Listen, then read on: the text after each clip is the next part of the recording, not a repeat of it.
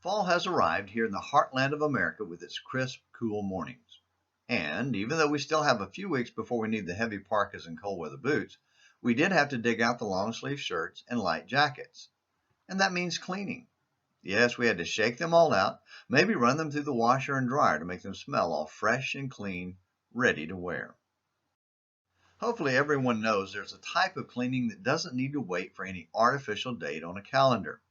In fact, this cleaning is more important than any other kind and is necessary for every self-conscious, self-aware human being. We're talking about a cleansing of the soul from sin. As we noted yesterday, we all must wake up from our minimally spiritual state, and once we wake up, we need to immediately start the cleaning process. Whether young or old, we've accumulated the dirt of sin in our spiritual houses. Our spiritual garments may have even grown stale and dusty. If so, it's time to clean them out. That dirt must go. If we need direction on where to start, we can turn to Samuel. He's both a spiritual doctor and an expert in spiritual cleansing. When Israel awoke from his 20-year sleep, they asked Samuel what to do, and his answer was simple and direct. Return with a whole heart, put away your idols, and serve God alone. Then Samuel spoke to all the house of Israel, saying, If you return to the Lord with all your heart, remove the foreign gods and the Ashtaroth from among you, and direct your hearts to the Lord and serve him alone, and he will deliver you from the hand of the Philistines. 1 Samuel 7, verse 3.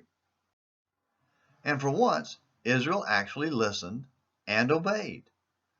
So the sons of Israel removed the Baals and the Ashtaroth and served the Lord alone. 1 Samuel 7, verse 4. While that sounds so easy, anyone who's done serious fall cleaning to get a house and clothes ready for fall and winter knows that job is difficult and can become overwhelming. And anyone who has started the even more serious work of cleansing their heart and soul knows that's even more difficult and frequently becomes overwhelming. Sin gets into us and stains our souls, and even though the blood of the Lamb washes us clean, the imprint on our hearts and minds is still there and takes time to be scrubbed out. Sometimes, though not always, the most difficult area to scrub is in our concept of worship. If we have grown accustomed to a self-serving, sensual service masquerading as worship, scrubbing that stain out of our hearts is hard. It's difficult to turn loose of the idol of worship that excites us, even though it wasn't what God told us to do.